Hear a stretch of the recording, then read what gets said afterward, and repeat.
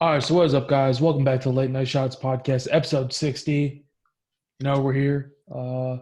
We did the NCAA brackets last time, so if you guys haven't listened to that episode, I recommend checking that one out first.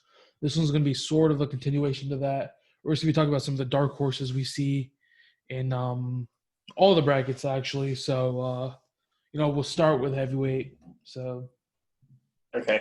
I think you have the brackets pulled up already. Yep. Dude, I've been going through Flow today, and like how they're covering the Pennsylvania State title matches or Yep. yeah, it's been like actually insane. I've argued so many kids the thing because Brett Unger pinned Mason Gibson in the tilt in the finals, and guys were like, "Oh, well, he's only 15. This dude's 19." But then you have to realize, so nobody else in your state could have beaten that 15-year-old. That was just and then nobody said anything to it. Yeah. All right, you got the brackets pulled up. You want to start us off? Probably start for 125, and then Right. I think. We'll start at 125. Okay. I just really do not realistically see anyone else winning this. I mean, Where'd you find Schroeder? the brackets at, actually? I had them pulled Schroeder. up before. You just go to the NCAA website. I just looked up NCAA 2021 brackets wrestling. NCAA Rest 2021. Okay. Yeah. Probably should. So I mean, for 125, in terms of a dark horse, I mean, I guess. Oh, where do you find? Yeah, no, I can't find this. Official brackets here. All right, found it. Yeah. You got them.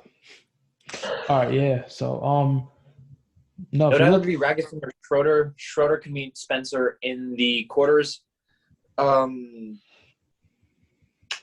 I mean, just by the logic of those are the two people who have actually managed to score on Spencer.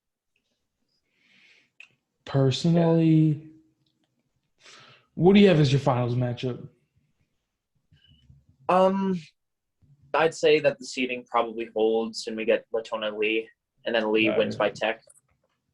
You have to think that Camacho and Latona will meet in the semis. Yeah. And it's gotten closer every time. So I don't know if Camacho pulls that out or not. But then Camacho will have Ragusin in the quarters or round of 16. Yeah.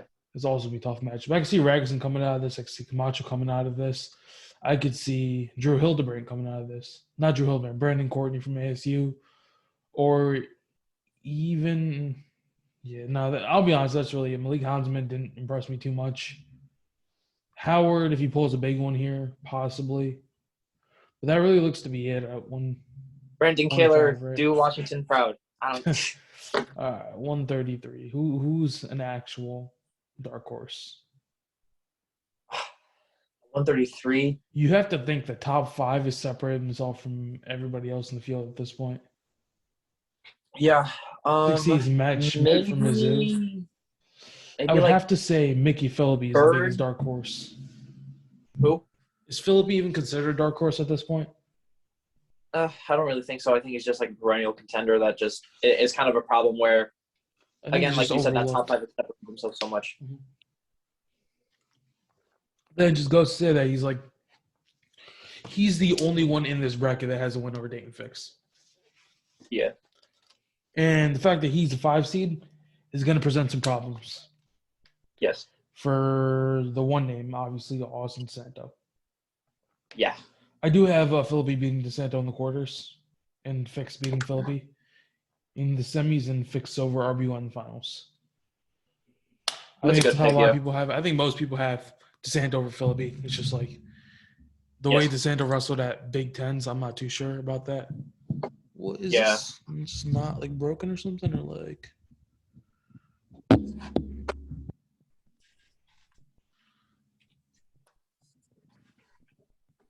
you can just keep going. I'm gonna figure this out. Oh well, this is like that, I guess then. So I'm just not sure that Philippi can be considered a dark horse in the traditional sense, although I wouldn't necessarily. I'll be honest. I don't think we can really consider him that, but I guess my mic is kind of broken right now. I don't know. I mean, in the sense that, like, no one ever expects him to win. DeSanto would be a dark horse in that sense. But, I mean, again, You would have to say that Philippi is just straight up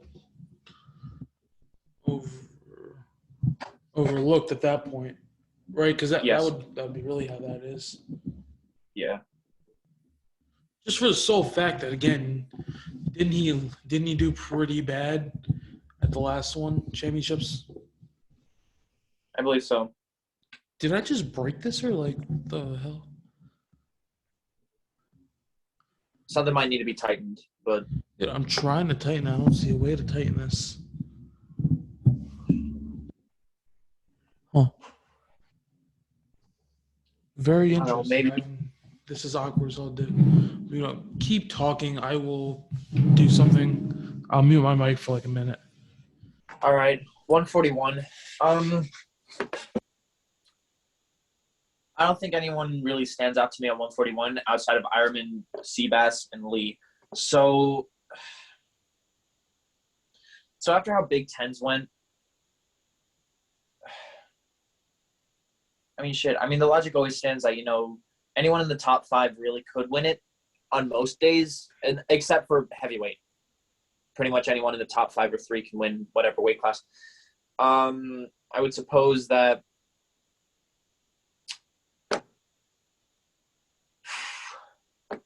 really just no one stands out.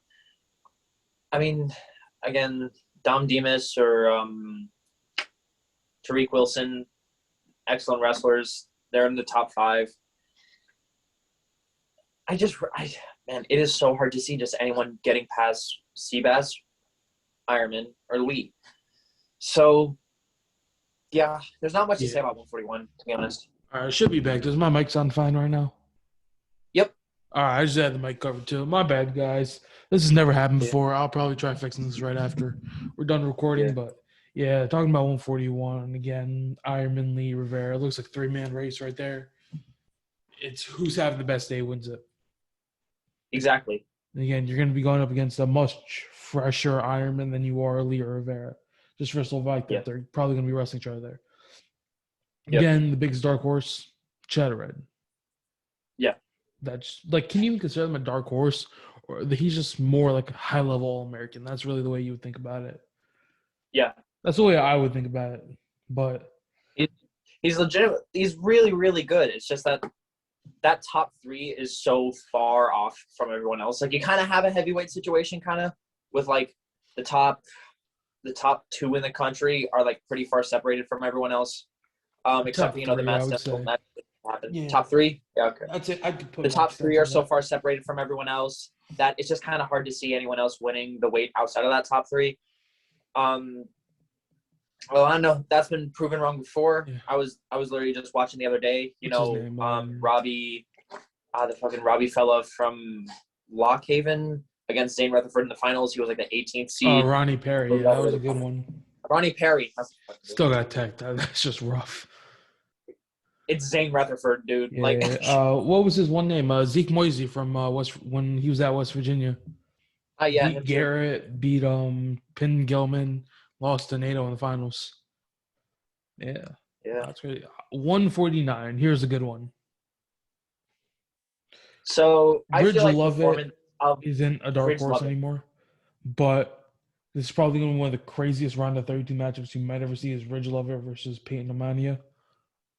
Yeah. 2 huge Greco dudes. Somebody's bound to get tossed on their head, or it's going to be one of the most boring matches you'll ever see. Yeah. That's really all I can say about record? that. What the? Who? Peyton does have a losing record. Yep.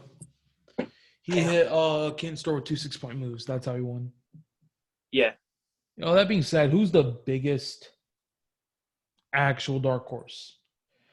I think Max Murin could bounce back. I don't think Max Murin's a dark horse. I think he just choked bad. He just choked? That's all I'm saying. 12th seed. Yeah. If we're going here, Jarrett Deegan from Iowa State. Yes. Who was robbed against Pat Lugo. I'll say that. And Yaya Thomas at 25. If he wrestles to his potential, gets the right matchups he need to, wouldn't be surprised if I see him on the podium. Yeah. No, I think Murin's making the podium. I don't think anybody really counts him out of that now. I think He'll absolutely be All-American. it just kind of hurts his whole. Luckily enough, it Image. didn't matter at Big Tens for Iowa Yeah. because Bo didn't have the best performance, and Kirk and Beard dropped in the consolations pretty bad. If they didn't, it would have been a Wait, did different Bo story. qualify? Is he Oh, on he here? did not get in that large bid. That sucks. Yeah, it really does. But going into 157, here's a good one. As we said, Deacon, Hidley, and Carr, top three. Yep. The 4 seed Jesse Delvecchia from Ryder, not the same caliber. I've said it right now. I think Deacon wins it. I don't think he wrestles a closer match than 4 points. Yeah. I also think Deacon should be third in the Hodge race. Not that it matters, but at this point, let's be honest. Caleb Young is just a bitch to score on, or otherwise I think Deacon could have majored him. Yeah. But Deacon literally almost pinned Kendall Coleman with his legs. Yeah. Again, who's the dark horse here? You scroll down a little bit. He's Soldate, 15 seed. Exactly what I was going to say. Ja'Cory Teamer at 11. Derek Carr, dark horse. No, not really. Could he beat Hidley? He probably does. Caleb Young at a 5. Okay. Brady Berge at 12. Maybe Caleb Young if he gets a very good match. It's going to be a close one, obviously. Young isn't a big bones guy. He wins, though. Yeah.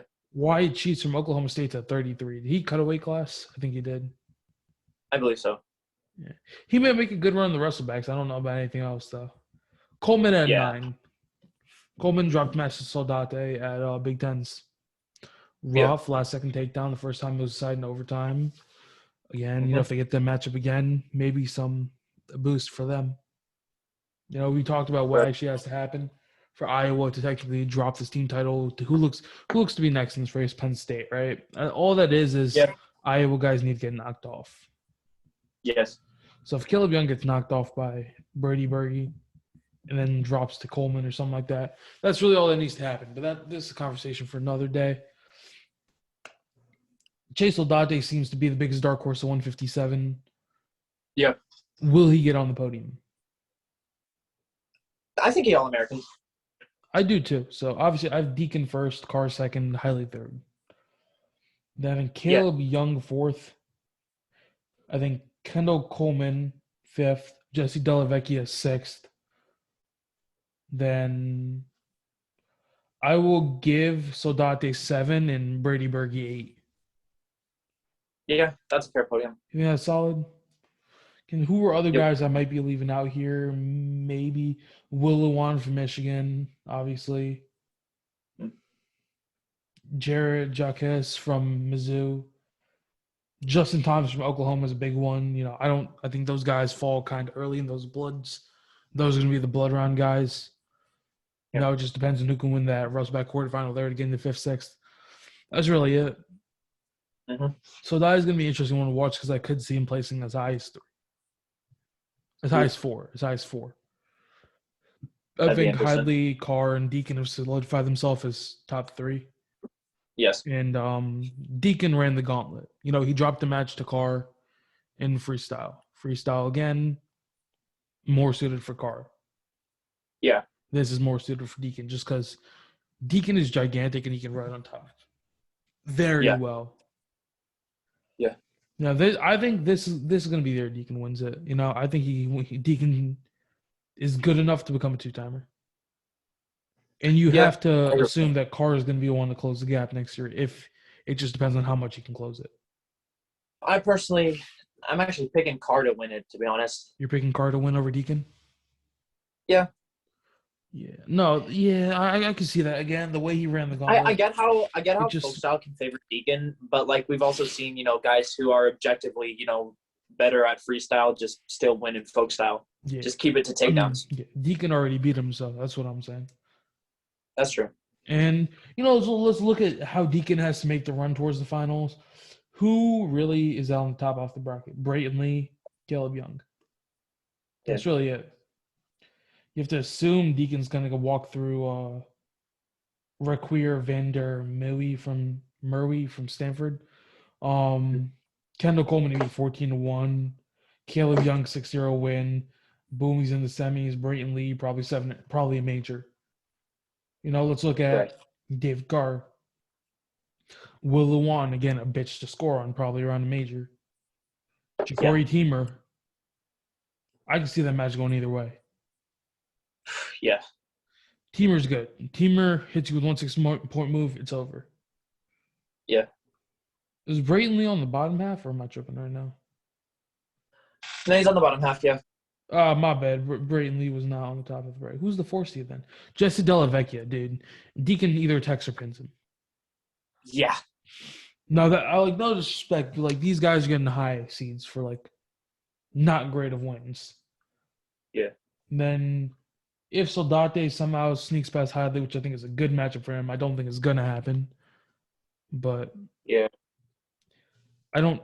Hadley seems to be one of the lesser athletic guys in the field, just based on if you look at the athletic freaks in this field, Chase Soldate, Kendall Coleman, right? That just goes without being said. Yeah. Those guys are upset potential. Coleman doesn't exactly help his case by having to wrestle Deegan, who's a gigantic fucking man. But being said, I got Deegan over Carr in the finals. I have it 5-3. Nothing crazy. I could very well see Deegan straight up taking him down once, riding him out. Taking him down late in the first period, riding him out. Carr picks bottom, gets ridden out, then Deegan picks top and rides him out and just wins like that. I wouldn't be surprised. This is a guy who rode out Jason Olf for a whole period. That's a good point. If you watch that match, I mean, granted he lost 18-7, but Jason Olf, and he kind of trashed. This is before he broke out on the freestyle scene against that huge win against James Green, made the final X. Right. And again, Deegan's scrambling ability, just being gigantic and being able to use his power of people. You can't expose your back and freeze out. That was huge in this match with Carr. It just came down to Carr's speed kind of dominating the match. Yes. If Deegan can prolong these exchanges and use his size to his advantage, he will most likely win the match. Yeah. That's just what I see. So going down to 65, Marinelli, I mean, it's kind of weird to say because he was such a highly, highly valued recruit, but like Keegan O'Toole is not being talked about very much. That was my dark horse. That was my dark horse, but all right. Yeah. I think Shane Griffith and Keegan O'Toole are my dark horses. Yeah. Shane Griffith at an 8 seed. I don't want to say it. I really don't. You're gonna say that Shane Griffith wins it all? Like that's your pick? He was my pick last season. I'll be honest. I had him over Chenzo in semis and him over Marinelli in the finals. This top half is stacked. Yeah. Very stacked. The thing is, Shane Griffith, if he wins his round of 32, he has Andrew Sparks most likely. Sparks was injured at Big Ten. Andrew Sparks is out with an injury, isn't he? It says he's in the bracket now. He claimed an at-large bid. He got an at-large. Oh.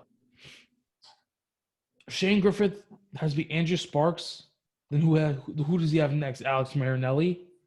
Then who else? Micaiah Lewis. Then he has either Anthony Valencia or who's the 3 seed right here? Now, Jake. Who the fuck is Jake Wenzel? Jake Wenzel. Oh my God, that's no. There's probably someone who's absolutely pissed for you saying that. What about Jake Wenzel? Oh my God, I won't believe in that until I see it. But I have Keegan O'Toole. I changed my mind. My biggest dark horse is Kennedy Monday. That's a good point. I don't know how you would really do that because he's seated lower, even though I think O'Toole and Griffith make a higher run on the podium. Kennedy Monday is a 22 seed. Yeah. That's low. Travis Whitlake, Dan Bronigal, Joe Lee at 23. Yeah. damn, dude. Like, this one's actually insane.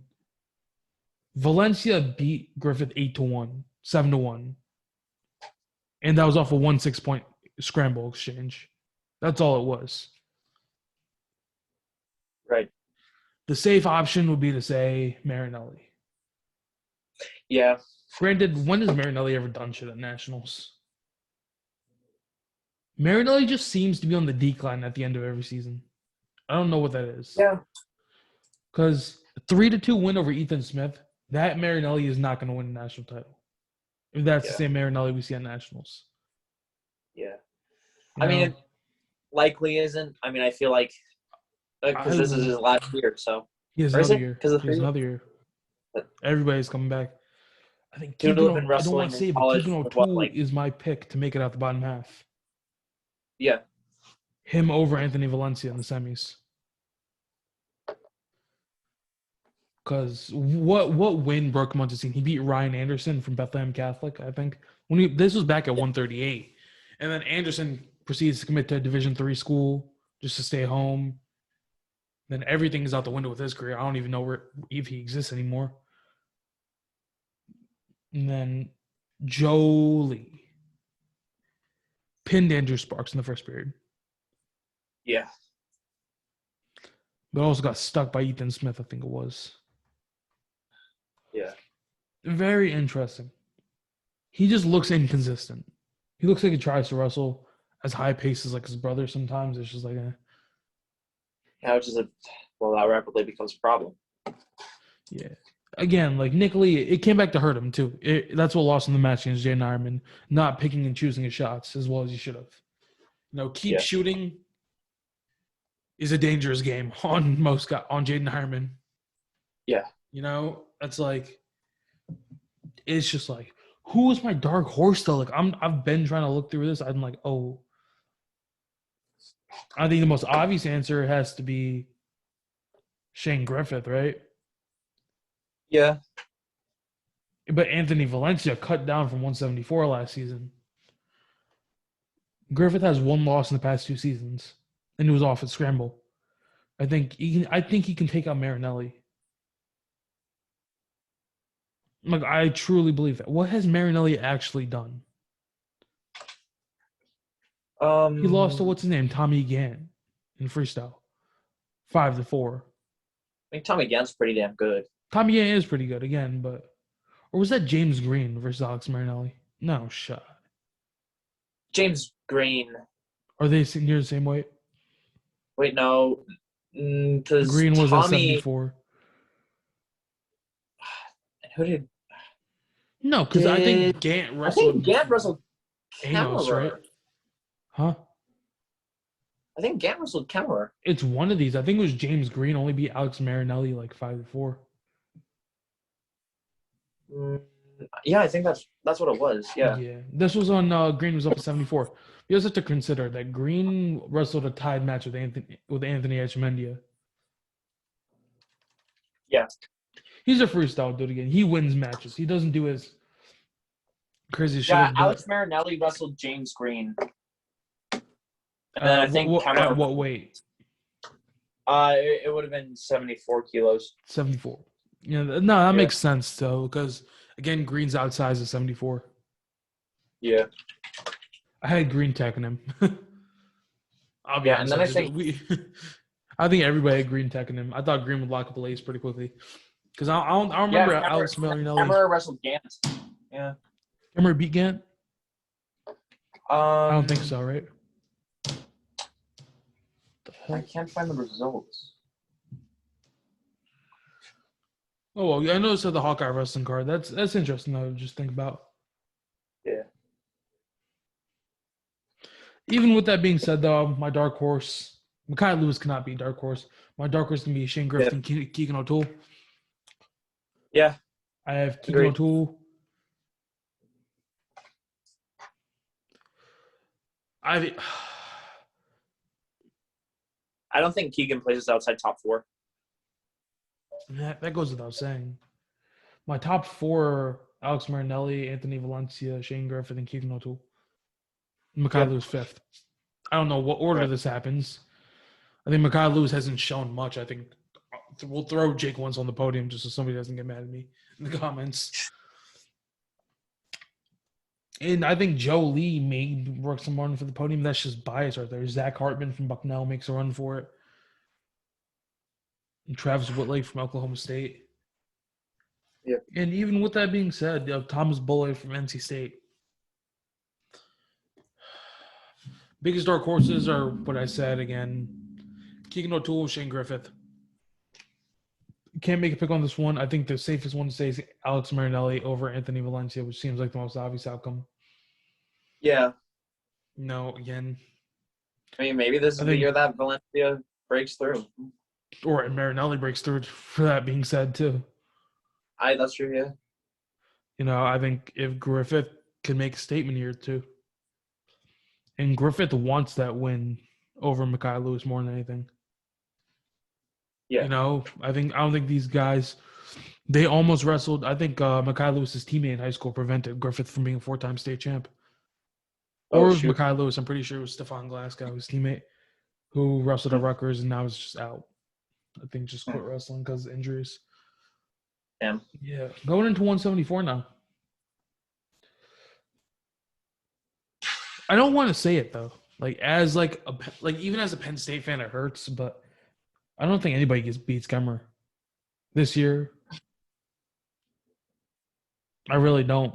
I don't see anybody. I feel like Donald Washington would be the easiest reach for a dark horse. I mean, he got the eyes of everyone on him when he beat Carter Starocci. Starocci. Yes. I think he's the only one, right? I think Labriola has a great match against Kemmer. I like that guy. He's looked to be able to exploit the smallest holes in everybody's defense, though. Yeah. That's kind of the problem. No. DJ Washington looks like the biggest dark horse. I don't think that's changing, though, right? Personally, I like Michael O'Malley out of Drexel. I will say he was robbed with that stall call in the IWA finals. Yes. You know, Caleb Romero has to be said, too. I'm just still baffled by Demetrius Romero, number 2 seed. Yeah, I don't like that. Yeah. Maybe he proves us wrong, though. Watch him come out and win the entire thing. Because I've said that. God damn. No, you wouldn't be the only one. You know how many people said shit like that? Yeah. I get we pick against the guy, but who was the face of Utah Valley Wrestling last year? Tate Orndorff. Oh yeah. That was only person I ranked you. Why? Because he had a big week. He almost beat Gable Stevenson. Beat Tanner Hall, beat Jordan Wood, beat Demetrius Thomas, and he got to number 2 in the rankings. Yeah. And this is where the Trent Hilger head came in when Hilger pinned him in double overtime. And then Gable came back. Beat Hilger I don't think Gable ever texts Hilger unless he pins him. For the sole fact that Hilger is so good at fucking prolonging exchanges, it just kills Gable's motor. That's a good point. You're not really seeing anyone else with the ability to really keep exchanges long. Yeah. Because Hilger can scramble very well. And for being a big football, for not even being a full-time wrestler in high school, is huge. You know, he's been through a little bit of a rough patch right now. If he wrestles good, I don't want to say it yet, actually, but we'll just talk about this. DJ Washington, my biggest dark horse. I think any real underdog makes the finals. It's Logan Mass at a 5 seed. I hate Mass with a passion. He just pisses me off. I don't care if you're Why? What did he ever do to you? He's an asshole, dude. How so? You talk about Gable being an asshole. This dude would just have I not been paying enough attention? Literally push your face into the ground when you're off the mat. He was no, I remember one time against an unranked dude, right? He goes up there, he goes for a handshake. He's like, no. And then when a dude ducks his handshake after he was like, oh, that hurt. I was waiting for Kemmer to do the same thing to him because that just seems like something that Iowa would do. And I was like, no, because you fucking deserve. Bro, look at this dude's no, just everything about him just screams like dickhead. I don't know what it is. I don't hate Mason Paris. I don't hate Miles Amin. I like Dylan Ragusin. I like Mason Paris. It's just you try to post something about Mason Paris last night. I was like, No, Mason Parris isn't challenging Gable. Gable's sophomore year when he won his first Big Ten title. People are like, oh, you're slipping on Mason Parris. What do you hate about Mason Parris? Well, you do this. Now I try to post something about Mason Parris, like, oh, that's Gable's son. That's Gable's son. Like, people switch up so fucking quick. It's hilarious. Yeah. Like, I like Amin. I like Amin on 174 again. Mark Hall keeps scaring the fuck out of me when he goes like triple overtime with this man. But other than that, yeah, he's good, right? I will stand on what I said. AJ Ferrari might just fuck around and win it all. Anyways, DJ Washington and Caleb Romero are my dark horses. What are yours? At 174? Yep, I got DJ Washington and Caleb Romero. Washington and Massa, as much as you hate him, he's solid. I don't think a 5 seed's a dark horse, though. That's just my opinion. Yeah, but I mean, no one's really. He I feel like creates for the no most part, offense. outside of like diehard. I feel like can't outside create, of diehard, yeah. He can't create offense. That's kind of my problem there. I mean, he's a tough dude to wrestle, and he's stingy as hell. Yeah, and Kemmerer looked to expose him, dude. That was the crazy part. Yeah. Anyways, 84.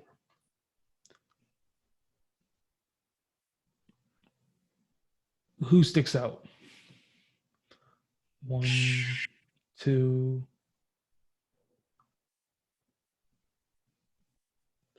Two names stick out to me.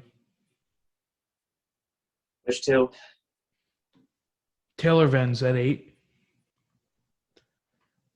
Nelson Marin's at 12. John Poznanski is the 6th seed. I don't want to say it. John Poznanski versus Aaron Brooks finals. I'm from Jersey. I have to. They do wrestle in the same conference. Wrestle in the same county as me. No, it's just hard to see. It's hard to see anything other than a Hadley Brooks final. No, I actually have Lily Bray, but that's just me. I mean, granted, the last match I saw the dude, he was getting exposed by Zahid Valencia, but that was also Zahid Valencia. Yeah. You know, Zahid Valencia, it's okay. Aaron Brooks pins him in March. It's okay. Oh, you don't remember that? You remember their match at like the one of the senior national things, and then they got into a fight. Yeah, and like Brooks Aaron was like, Brooks "I'm gonna pin you in March." It got really chippy. Yeah, no, Brooks was like, "I'm gonna pin you in March." He's like, "Nah, I'm gonna just start doing some crack instead." But I'm sorry. Anyways, yeah, I got either I think Dupre versus Hadley is a big match. I think Poznanski can take out Dupre. Paz definitely has the motor to do so. It all depends on if you can take good shots and not volume shots. Yes. If he beats Dupre, he beats Hadley. And gives Brooks a match in the finals. That's my take on this. I don't think Dakota Gear gives him a fight in the round of 16, but I don't think he beats him. Yeah. Top half. I think if Aaron Brooks does go down this tournament, it's the Taylor Vens. That's fair. That's a fair pick. I think Hunter Bolin, sure. Parker Kikison from UNI. I have brands coming out of that second quadrant right there. That's just me. I'm not a big fan of Bolin. I think Brands edges him out. Again, Brands is not a guy like who's bad. He's just given a lower seating because he's had a couple of losses he shouldn't have taken. To Bronigal and stuff like that. My biggest dark horse is still going to remain Taylor Vens, and I'll stand on that. Because, again, we talk about AJ Ferrari. Taylor Vens may just fuck around and win it, too. Yeah. And I would not be shocked by any means. Plus, my Taylor Vens podcast will blow up. Yeah. Not that I really care about that too much, but yeah. This is all of our picks are just 4D marketing chess. It's all just figuring out who's been on the podcast, who's still wrestling. That's why I had Deegan. No, I'm kidding. I got Trent Hooker winning heavyweight too. I don't necessarily care. I just pick guys who I like to talk to. Anyways, my biggest dark horse, again, Taylor Vens. I don't think there's another option here. I'll be honest. There really isn't. Yeah. I got Brooks over Hadley in the finals. John Paz third. Lou Dupre fourth. Then's 5th, Brand 6th. Parker Bolin 7th, Kekison or number 4 seed, whatever that is. 8th. I think that is the best I can really do on this, I'm thinking. Yeah. Yeah. 97. AJ Ferrari. I wouldn't consider that a dark horse though. I'm gonna root real hard for JJ Dixon, but out of Oregon. OSU, Oregon State. Yeah, really good recruit from Washington, so I'm obligated to. Mine, Thomas Panola from Purdue. I said it from his first match when Purdue debuted against Northwestern. I'm like, ooh, because I remember this dude when he wrestled Gable Stevenson when he was a heavyweight last season. Wasn't pretty, but he had the motor. Kind of reminded me of like a gas tank Gary. So the interesting thing is, we would see AJ Ferrari and Amin in the semis. Yeah, I think if Ferrari makes that far, he beats him. I don't see Ferrari losing. I hate to say it. I can't think of a losing matchup in here for him, if I'm going to be honest. I don't think a matchup that plays against him. He's stronger than everybody in the bracket. You can make the argument he's also faster. I think Norfleet's in fact, fastest. it'd probably be I'll easier to just make say the argument that. it'd probably be easier to make the argument he's faster than him being stronger than everyone else. No, I think they're both pretty easy to make. The dude is a generational athlete. He's not a generational wrestler. Yeah. You know, he's better of an athlete than Gable is. But Gable is way better of a wrestler. No, we will say it. No, speed wise, if you put them in a straight 40, Gabe. You put him in a 40-yard dash. I think AJ Ferrari. No, he doesn't smoke him. AJ Ferrari ran like 4.5. Gable ran a 4.6. 4.6 isn't even that crazy fast at 265. I don't know. You have to consider if you go pound for pound athleticism. Gable's most athletic dude in the country, and it's not close. Because technically, RBY would have to run like a 2-second 40 to compete with that. And I remember one of these comments was saying like Trent Hoger's not shit because he lost to Gable season. And that's essentially saying RBY is not fast because he couldn't beat Usain Bolt in a race. Like, I was about to say that. I didn't want to sound stupid or anything. I was like, what the fuck are you even saying, dude? But you're going to get that. That's going on the TikTok. People are just going to be fuming in the comments. What? You saying that AJ Ferrari was more athletic than Gable Stevenson? He's more athletic. He's not a better wrestler. That's not. No, don't put that on TikTok. I got like a cut on. I got a cut on my nose right here because I dropped the barbell on my face. Oh, benching? Don't worry, skull crushers. Jesus Christ. Dude, that goes like, nah, you're starting off with a 45 on each side. Nick friggin' Renan. Nick Renan, I like him too. Highest of highs, lowest of lows, man. This dude wrestled David Taylor at Final X, which obviously he got tech both times. Nick Renan? Yeah, I believe so, yeah. He's still in college? I don't know how. He wrestled David Taylor in like 2018. No, I think you mean Nick Heflin. Nope, Renan. Yeah, I can pull it up right now. Speaking of that, Zahid Valencia wrestled Kyle Dake like 2 years ago, Final X. I'm definitely tripping now if I believe. I don't know, man. Nick Renan wrestled David Taylor. Yep, in 2018. All right, speaking of when we're saying some weird shit, Fix Overly. Pardon? Fix Overly. I feel like that's not even really controversial. Fix is so goddamn good at freestyle. Fix is better than Lee. I don't even see Lee making the Olympic trial finals. I'll be honest. I have Fix over Gilman. Fix over Suriano, actually. Unless Gilman has a bye. Fix beats Suriano every time in freestyle. So in terms of dark horses at 97, yeah, AJ Ferrari, who's Thomas Panola. That's barely a dark horse. Thomas Panola at a 19. Cam Caffey at 10. Michael Beard 15. Caffey just has not looked the same. I don't at have 196. no Adams making the podium. I said that last season. I'll stand by that again. Hmm. Billy Jenser at the 33. Watch out for Rutgers. I don't even know, dude. He's low-key 2-time state champ from New Jersey. Nothing crazy. Yeah. But now, weight class you've been waiting for. I think Gable Stevenson's a bit of a dark horse. I don't know if he wins it. I don't know if he wins it this year. I think the number one seeding may have been a little generous right there. Kind of gifted to him. Yeah. I have Mason Paris tech picking him in the finals. Yeah. No, but seriously though. Biggest dark horse goes without saying. Tate Orndorff at 21 seed. Yeah. Which sets us up for Orndorff versus Lance, a rematch of the 5th-6th match in Big Tens. Crazy how one spot in Big Tens can drop you down 9 in seeding. I don't want to call this upset because if I'm wrong, it's going to look really bad. I feel like it's not going to look as bad as the time I said Kirk was going to beat Gable. Yeah, but so many people said that. That's true, yeah. Guys like you're way too high on Kirk. I can't just make the excuse that he's injured, even though he is. Yeah. It looks like it.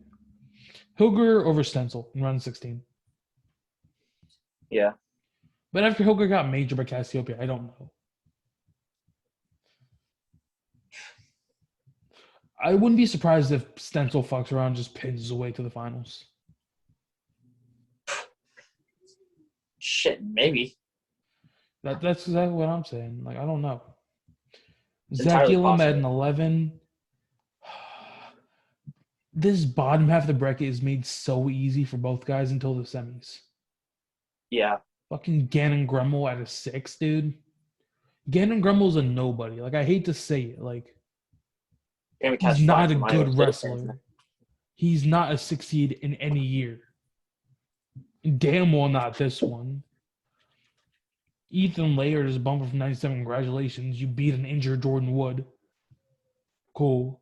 He's hand you a 17. You're probably going to get knocked off by Nathan Traxler in the first round. I wouldn't be surprised. You know, the biggest matchup, Carter Isley versus Hunter Kaka, doesn't really help because both of them are going to get ass ripped by Mason Paris. Let's just be honest there. Right. Yeah. It's like, what do you really say about that? Like, Kaka looks to be the biggest underdog. ACC Finals got robbed. It was double overtime. He got ridden out as a freshman. True freshman. Kaka can make a run for the podium, but I do say that sparingly because obviously this is my podium. Gable Stevenson, Mason Paris, Tony Cassiope, Greg Kirkfleet. That's 4. Christian Lance, 5.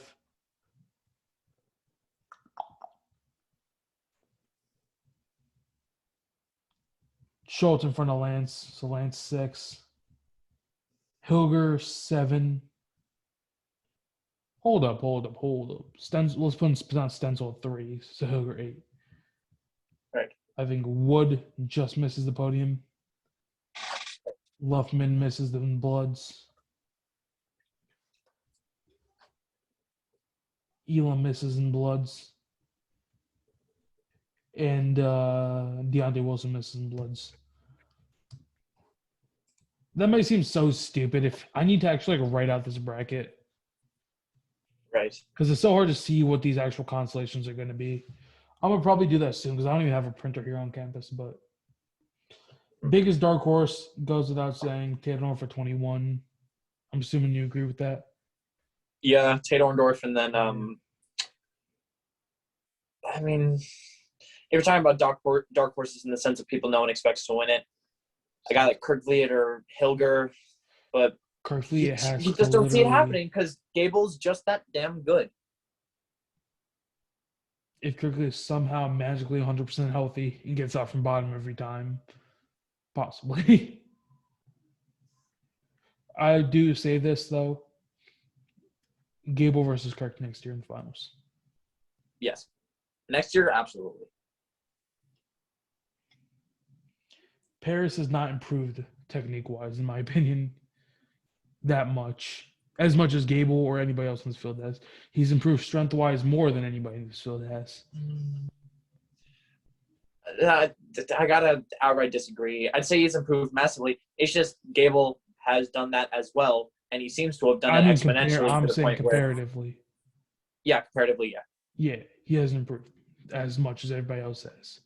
And that only goes to saying top tier guys. Again, Cassiope is always going to be restricted, just based on his style. Freestyle is obviously going to benefit him against Paris massively. Yeah. But now that Paris is stronger than him, it's like, oh. Yeah. Knight and Ward's always going to be a big dude for upsets somewhere if he latch drops you on your fucking head. Yeah. Dude literally is built like a fucking little Mihan Lopez. Like, dude is jacked. Schultz versus Cassiope will answer a lot of questions. Yeah. It's going to be a hell of a match.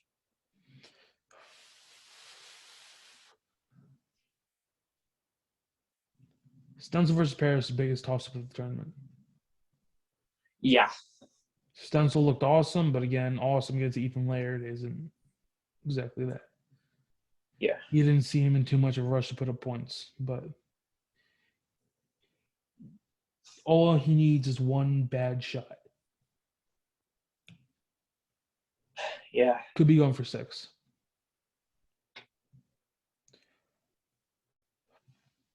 I'm just thinking, where does Jordan Wood fall in this? Because he's the second highest returning placer.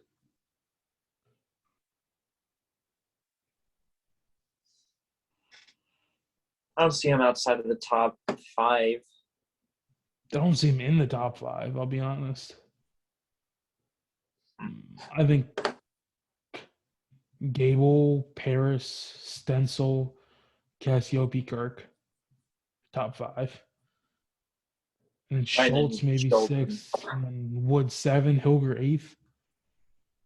I think Well, this is about dark horses, so Hilger and Wood have to sneak their way in. I don't see any way they All-American season 4 and don't after. I think, again, they're going to be more motivated to perform. I think Luffman's the guy who's going to be utterly screwed. Luffman can make a run, literally, up to Kerfliet. Up to 6th, and I wouldn't be surprised.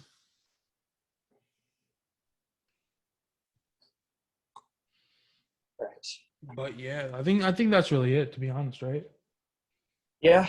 All right. Any final words? No, not really. All that's left is, it gets settled this weekend. Yeah, I mean, next weekend. Next weekend?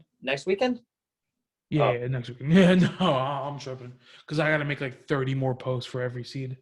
I'm probably only going to do up to like 14, which is Hilger, maybe up to 21, which is Orndorff. Because I can't just go 14, skip all the way to Orndorff. Right, that's fair. Yeah. All right, but anyways, guys, thank you guys for listening to the Late Night Shots podcast. A little bit of technical difficulties in the beginning. Sorry about that. Anyways, though, I hope you guys enjoyed filming this late at night. So this either maybe dropped like at around 11 p.m. Eastern time or in the morning. I'll probably try to drop it tonight. I'll just throw a link up in my story. You guys can just save and listen to it tomorrow morning if you want to. Kind of late to say that because it's already in the podcast. But anyways, thank you guys for listening. It's been episode 60 of Late Night Shots. We'll see you guys again next time. All right, peace.